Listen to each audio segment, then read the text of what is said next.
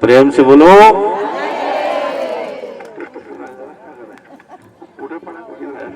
तो आगे से चल रहा है।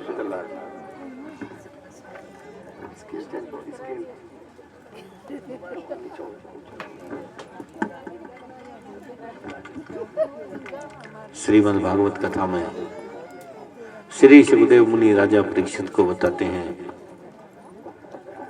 कि राजन, भगवान का नाम जो अंत समय पे लेता है वो अवश्य भगवान को प्राप्त होता है। उन्होंने बताया कि एक अजामिल नाम का ब्राह्मण था। वो ब्राह्मण जाति से ब्राह्मण था, लेकिन दुष्ट प्रवृत्ति का था। संयोग से एक दिन उसके घर कुछ संत आए।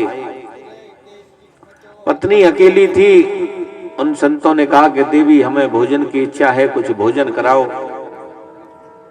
नारी का स्वभाव होता है कि पति का स्वभाव बेशक क्रूर हो, लेकिन नारी का हृदय फिर भी कोमल होता है। नारी सेवा भाव के लिए ज्यादा जानी जाती है। नारियों के हृदय में संतों के प्रति, महात्माओं के प्रति, ब्राह्मणों के प्रति ज्यादा सेवा होती है। तो उसने कहा कि ठीक है महाराज, जब तक मेरे पति आएंगे तब तक मैं आपको भोजन करा दूंगी, मैं भोजन बना लेती हूँ। उसने भोजन बनाया, भोजन कराया। तभी जैसे ही संतों ने भोजन किया ही था कि वो अजामिल आ गया। और अजामिल तो दुष्ट, शिकार मार करके लाया। शिकार भी उसके कंधे पर लटका हुआ, खून से लथपथ शरीर। संतों ने सोचा कि आज किसका भोजन खा लिया हमने, आज तो बड़ा ये पाप हुआ। लेकिन जिसका भोजन किया, जिसने हमें भोजन कराया, तो हमारा दायित्व है कि हम उसको आशीर्वाद जरूर दें। जिसने भी भोजन कराया उसको आशीर्वाद जरूर देना चाहिए। संतों ने उसको आशीर्वाद दिया। आशीर्वाद दिया तो कहा कि बेटी अब हम चल रहे हैं। कि ठीक है महाराज, जाओ, मेरा तो जो होगा देखा जाएगा। और पति आ गया है, पति पता नहीं क्या कहेगा। बोले बेटा कुछ भी हो, पर हम तो दक्षिणा लिए बगैर नहीं जाएंगे। अब संतों को दक्षिणा भी चाहिए। ये मामला बड़ा टेढ़ा है। एक तो भोजन कराओ और ऊपर से फिर ज्यादा दक्षिणा भी दो। है? हमारे वृंदावन में आप देखोगे आकर के, तो आश्रम में जो भी भोजन प्रसादी बनती है, जो भी संत महात्मा जो भोजन प्रसाद करते हैं ना, वहां चाहे कोई संत 6 महीने से रह रहा हो आश्रम में, 6 महीने से आश्रम में हो, लेकिन वो जब भी भोजन करेंगे, सुबह शाम दोनों समय भोजन के पश्चात उनको दक्षिणा देनी आवश्यक है। दक्षिणा जरूर दी जाती है, क्योंकि जब तक हम संतों को दक्षिणा नहीं देते तब तक उसका भोजन का पूर्ण फल भी हमें प्राप्त नहीं होता। दक्षिणा अवश्य देनी चाहिए। अब उन्होंने, संतों ने कहा कि जब तक ये हमें दक्षिणा नहीं देगी तो इसको फल नहीं मिलेगा। अब इससे दक्षिणा भी लेनी जरूरी है। अब वो गई अपने पति के पास में डरती डरती। बोला जी, ये सुबह सुबह मेरे से कह रहे थे भोजन करा दो, हमने भोजन तो करा दिया, कि तो फिर कि अब कह रहे हमें दक्षिणा चाहिए। अब वो आया गुस्से में, आके बोला तुम्हें यहां से मार पीट के नहीं भगाया, ये कोई कम दक्षिणा समझ रहे हो? इतनी दक्षिणा बहुत है, जाओ यहां से। संतों ने कहा कि बेटा, हम कोई दक्षिणा में तेरे से धन माल इत्यादि थोड़ी मांग रहे हैं, और कि हम तो तेरे से दक्षिणा में सिर्फ इतना मांग रहे हैं कि तेरी पत्नी गर्भ से है और तेरे यहाँ जो संतान पैदा हो तो उसका नाम नारायण रख लेना बस। बोले ठीक है, जाओ रख लूंगा। संत चले गए, उसके यहाँ संतान पैदा हुई, बेटा पैदा हुआ, उसने बेटे का नाम नारायण रखा।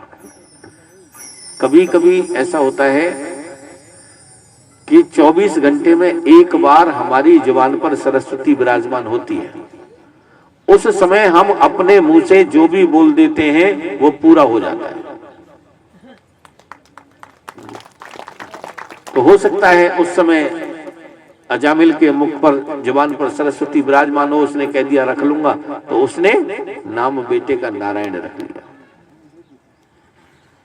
मैं इसीलिए आपसे कई बार कहा है मैंने कि हमें कभी भी जीवन में किसी के प्रति कोई गलत भाषण नहीं करना चाहिए। यानी किसी को भी ऐसा शब्द ना बोले जो हमें, यदि सामने वाला हमारे लिए बोले तो हमें बुरा लगे। कहने का भाव कि हम सामने वाले को बोले उससे पहले हमें ये सोच लेना चाहिए कि यदि यही शब्द ये सामने वाला मुझे बोलेगा तो मुझे कैसा लगेगा। यदि वो मुझे अच्छा लगे तो बोलना चाहिए और मुझे बुरा लगे तो कभी नहीं बोलना चाहिए। गुस्से में कई बार हम गलत शब्द निकाल देते हैं और उस समय हो सके सरस्वती विराजमान हो, वो पूरा हो जाए, किसी का जीवन खराब हो जाए, आपके द्वारा जाने अनजाने पाप हो जाए, तो ऐसा कभी भी विचार नहीं आना चाहिए कि किसी के प्रति गलत भावना रखें। हमारा तो शास्त्र जो कहता है वो यही कहता है कि सर्वे भवन्तु सुखिनः सर्वे सन्तु निरामयाः सर्वे भद्राणि पश्यन्तु मा कश्चित् दुःख भाग् भवेत्। यानी कि सभी के यहाँ सुख हो, सभी को आनंद रहे जीवन में, सभी के यहाँ सुख हो, हर किसी के लिए अच्छा ही बोले। बुरा बोलने से तो महाराज महाभारत का युद्ध हो गया। द्रौपदी ने एक ही बात तो बुरी बोली थी दुर्योधन को, अंधस्य पुत्र अंध है, उससे महाभारत हो गया। तो कभी भी गलत भाषा का प्रयोग नहीं करना चाहिए। अब उसने नाम रख लिया नारायण। समय व्यतीत हुआ, जैसे जैसे समय व्यतीत हुआ, एक दिन जब उसकी मृत्यु होने वाली थी तो वो बुलाता है बेटा नारायण, बेटा नारायण, और बेटा नारायण कहते कहते मृत्यु को प्राप्त हो जाता है। इधर से यमदूत आए, इधर से भगवान के दूत आए। भगवान के दूतों ने यमदूतों को मारा पीटा और उसको अपने धाम को ले गए। यमराज पहुंचे भगवान के पास में कि भगवान ऐसे पापी आदमी भी तुम्हारे पास आ जाते हैं, बताओ इतना पापी आदमी अजामिल, उसको आपने अपने धाम को बुला लिया, ऐसा क्यों? जब भगवान ने बताया कि इसने अंत में मेरा नाम लिया। बोले आपका नाम नहीं लिया, इसने तो अपने बेटे का नाम लिया, इसके बेटे का नाम है नारायण, उसका नाम लिया था, तुम्हारा थोड़ी लिया था। भगवान ने बताया कि इसका बेटा कितना बड़ा है, वो छोटा सा, और मैं कितना बड़ा हूं। अब कोई किसी के घर जाए, अब घर जाके एक ही नाम का पोता हो और दादा हो, कोई आवाज लगाए बाहर से तो पोते के लिए सोचेगा, कोई पोते को बुला रहा है, या दादा के लिए सोचेगा? है? बड़े के लिए ही सोचा जाएगा ना कि बड़े को बुलाया है। तो बोले नारायण मैं हूं, और ये तो कल पैदा हुआ है, मैं तो जब ये नहीं था जब भी मैं था, आज ये है जब भी मैं हूं, और कल को नहीं होगा जब भी मैं रहूंगा, तो मैं हमेशा हमेशा हूं, ये रहे ना रहे। इसलिए इसने मेरा नाम लिया है, और जिसने मेरा नाम लिया वो मेरे धाम को आएगा ही आएगा। इसलिए हमें भी भगवान का नाम ही लेना चाहिए, अपने बच्चों का नाम ही। आजकल तो पता नहीं चिंटू मिंटू पिंटू पता नहीं क्या क्या रख लेते हैं। हाँ, कोई शहरों में तो पता ही नहीं चलता, शहरों में तो यही पता नहीं चलता कि ये इसके बच्चे का नाम है कि ये इसके कुत्ते का नाम है, एक जैसे नाम रख देते हैं।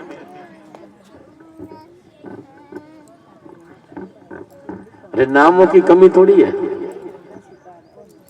देखो भगवान श्री कृष्ण के 1000 नाम है, भगवान विष्णु के 1000 नाम है, भगवान शंकर के 1000 नाम है।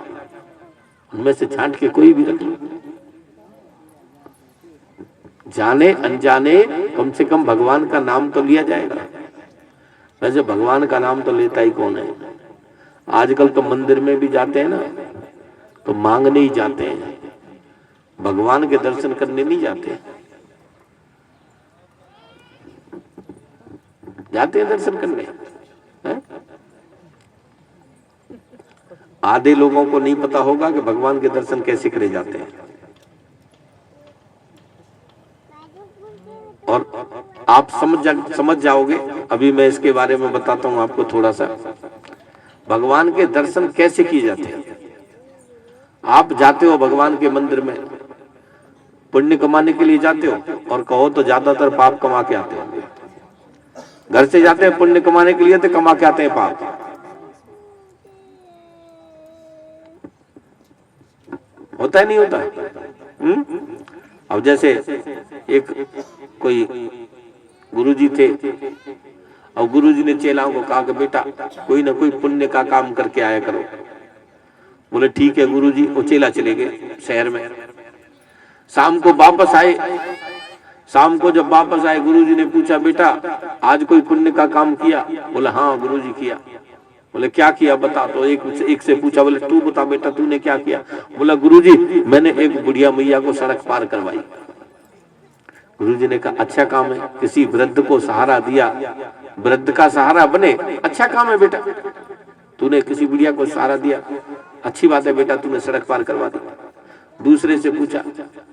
बोले तूने क्या किया? बोले गुरुजी मैंने भी उसी बुढ़िया मैया को सड़क पार करवाई। गुरुजी ने सोचा हो सकता है कि मैया के पास सामान ज्यादा होगा, तो एक बुढ़िया को पकड़ के ले गया होगा, एक उसका सामान लेकर के गया होगा। ठीक है बेटा अच्छी बात है। तीसरे से पूछा। बोले तूने क्या किया? बोला मैंने भी उसी बुढ़िया मैया को सड़क पार करवाई। हाँ गुरुजी ने कहा बोले तुम पागल हो गए, एक बुढ़िया मैया को सड़क पार करवाने में 3-3 आदमी लगे? कि हाँ जी 3-3 लगे। बोला क्यों 3-3 क्यों लगे? कि क्योंकि वो बुढ़िया मैया सड़क पार करना ही नहीं चाहती थी। बोले वो बुढ़िया सड़क पार करना ही नहीं चाहती थी। और बोले वो सड़क पार करना नहीं चाहती थी तो तुमने क्यों कराई? बोला हमें पुण्य कमाना था। अब बताओ महाराज, वो जो बुढ़िया मैया सड़क पार नहीं करना चाहती उसे जबरदस्ती सड़क पार छोड़ आए, तो वो पुण्य कमाया या पाप कमाया? वो तो पाप कमाया ना। तो ऐसे हम लोग भी करते रहते हैं, जाने अनजाने पता नहीं कितने करते हैं। आप देखो आप मंदिर जाते हैं, भगवान के मंदिर में जाते हो, आप मंदिर में जाकर के दीवा जलाते हो हैं? सही से ही बताना ईमानदारी से, वो दीवा अपने घर से लेके जाते हो कि मंदिर में ही जाके जलाते हो वहीं से लेके?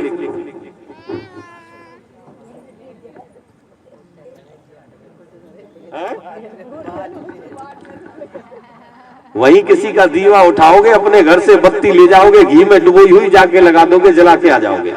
आप सोचोगे आपने दीवा जला दिया। लेकिन ध्यान रखना, यदि आपने उस मंदिर में दीवा दान नहीं किया है, दीपक दान नहीं किया है उस मंदिर में, तो चाहे आप लाख दिए जला लेना, कोई फल नहीं मिलने वाला है। वो जिसका दीवा रखा हुआ है वो फल उसी को जाएगा। आपको फल लेना है तो पहले अपने घर से दीपक वहां दान करना पड़ेगा, उसके बाद किसी भी दीपक में जाकर के जला दो तो आपको फल मिलेगा। दूसरी बात, भगवान के मंदिर में जाते हैं, जैसे ही मूर्ति के सामने जाएंगे भगवान को देखेंगे और आंख बंद कर लेते हैं। करते हैं आंख बंद? नहीं करते। भगवान के आगे भगवान को कह देते हैं, बोले ले हम तो आगे, हमें तो तुझे तो क्या देखना, अब तू हमें देख ले। बोले अब तू हमें देख ले, हम तेरे सामने खड़े हैं। भगवान के आगे जाकर के नेत्र बंद नहीं करने हैं, भगवान को नेत्रों से निहारना है और भगवान की छवि को अपने हृदय में बसाना है। फिर मंदिर में जब जाते हैं तो तिलक भी लगाते ही होंगे, हैं? तिलक लगाते हो, हाथ जो तिलक में हो जाता है उसका क्या करते हो?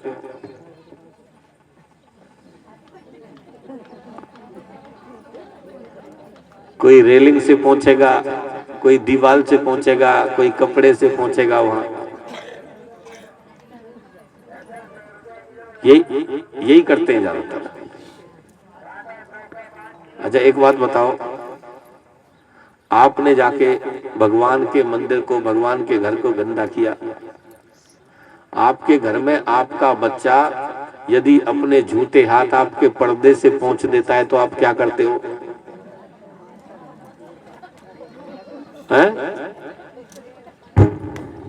पर्दा, यदि पर्दा आपका बच्चे ने गंदा कर दिया तो क्या करोगे? सीधे रसीद कर दोगे। तो भगवान के मंदिर को जाके गंदा क्यों करते हो?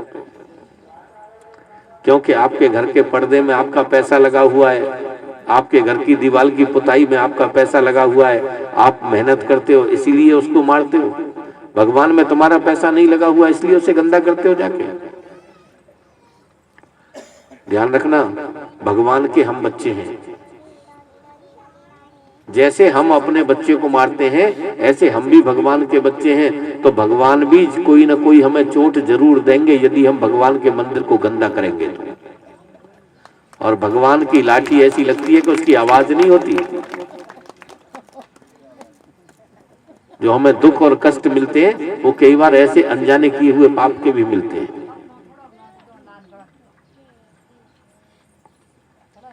इससे तो अच्छा है कि ना लगाओ तो बढ़िया है, पर गंदा मत करो।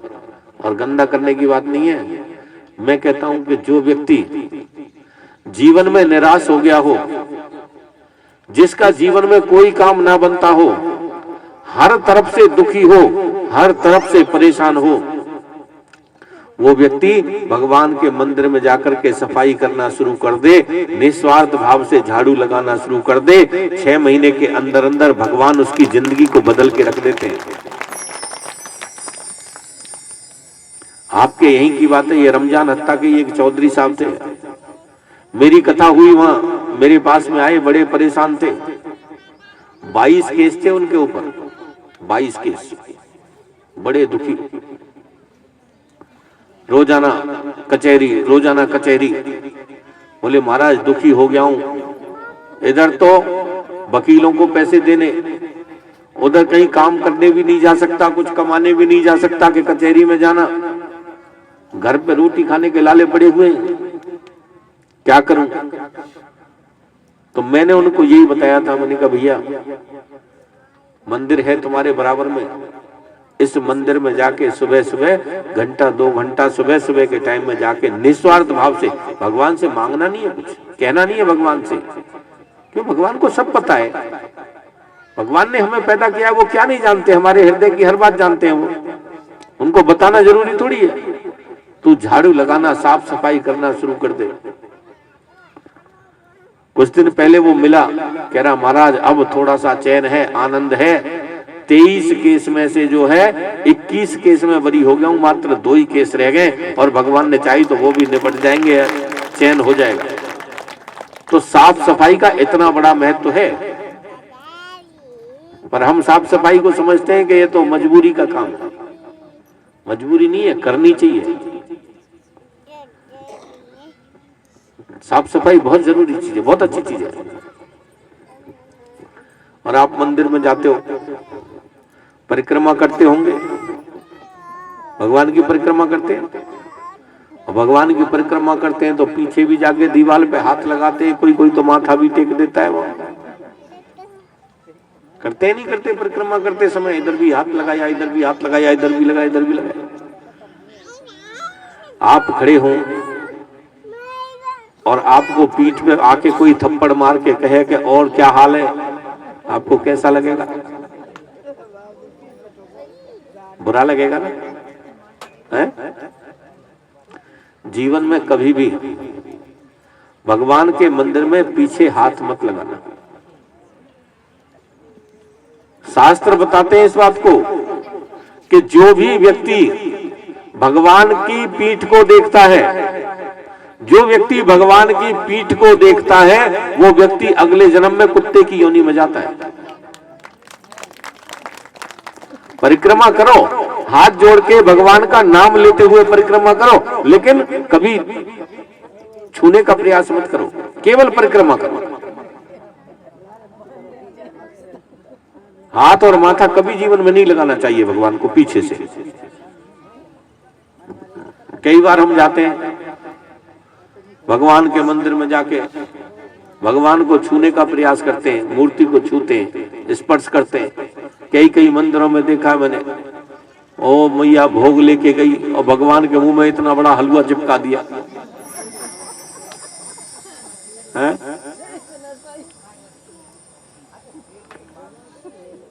क्या फायदा उसका?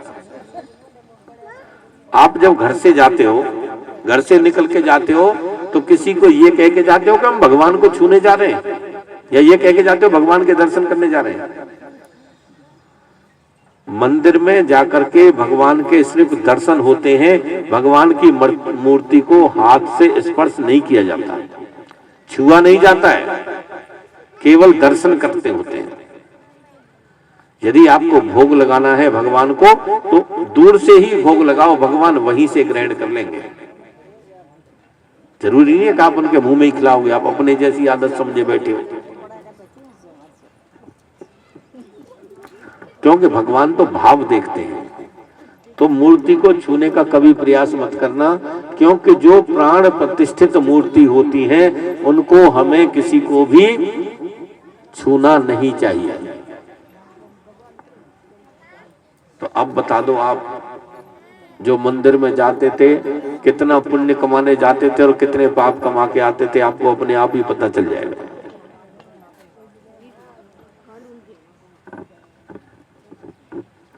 प्रेम से बोलो। और सबसे बड़ी बात तो यह है कि भगवान के दरबार में जाते हैं ना, तो जाते तो मांगने, पर हमें यही पता नहीं है मांगना क्या चाहिए और किससे क्या मांगना चाहिए, है? और को तो बालाजी महाराज के मंदिर में चले जाए और बालाजी महाराज से ही कह दें जाके महाराज हमारा विवाह हो जाए। अब जो आजीवन ब्रह्मचारी है उससे तुम विवाह की बात कर रहे हो, हैं? पता है आपको किससे क्या मांगना चाहिए? मांगने की व्यवस्था है, शास्त्रों में हर चीज को बताया गया है। देखो, आपको किसी को यदि शरीर सुंदर चाहिए, चेहरा सुंदर चाहिए, तो फिर किसकी पूजा की जाती है? आप बताओ, पूजा करते हो रोजाना, पता है आपको किसको किसकी पूजा करनी चाहिए? है? नहीं, शास्त्रों में बताया गया है कि जिनको शरीर सुंदर चाहिए उनको गंधर्वों की पूजा करनी होती है, गंधर्वों की पूजा होती है। और किसी को अच्छी पत्नी चाहिए तो रंभा इत्यादि अप्सराओं की पूजा होती है। और किसी के घर में सुख शांति चाहिए तो माता पार्वती की पूजा की जाती है। और किसी को ज्ञान चाहिए तो ज्ञान के देवता हैं हमारे भोले भंडारी, शंकर भगवान। यदि कोई बच्चा पढ़ने में कमजोर हो ना, उसे रोजाना शंकर भगवान के मंदिर में भेज देना, 6 महीने में बच्चा पढ़ने में चालू पड़ जाएगा, आगे आ जाएगा। भगवान भोलेनाथ की कृपा होती है। ज्ञान के देवता भगवान भोलेनाथ हैं।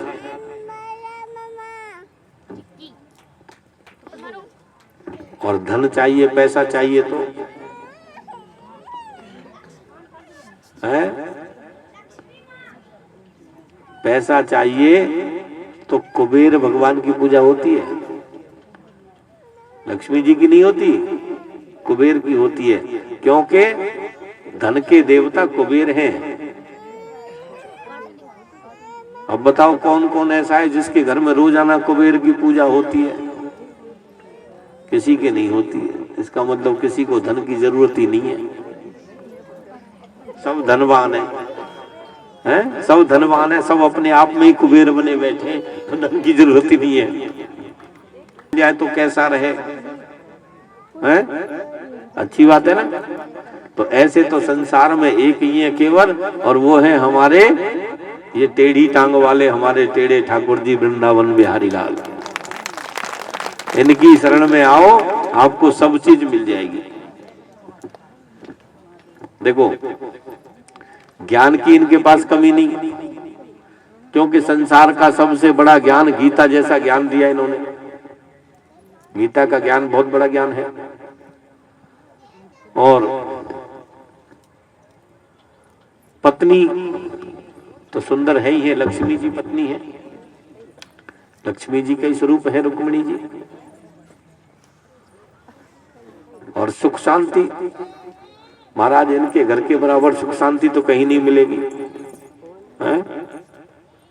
आपने आज तक कभी भगवान श्री कृष्ण के घर में कोई झगड़ा सुना?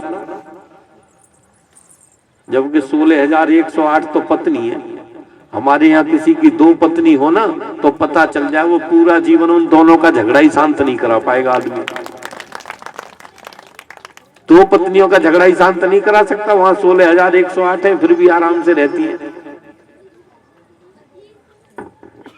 और सुंदरता, सुंदरता तो ऐसी अलौकिक है कि जो जीवन में एक बार देख ले तो वो बांके बिहारी का ही होके रह जाए। 3 जगह से टेढ़े, रंग भी काला, काले में भी कौन सा काला, तो बिल्कुल काला, कहते हैं ना भिसंड काला, वो रंग है। और उसके बावजूद भी कोई चित्रकार यदि कहीं एक आध जगह से और भी टेढ़ा कर दे तो भी छवि सबसे सुंदर ही नजर आती है, तो भी सबसे अच्छे ही लगते हैं।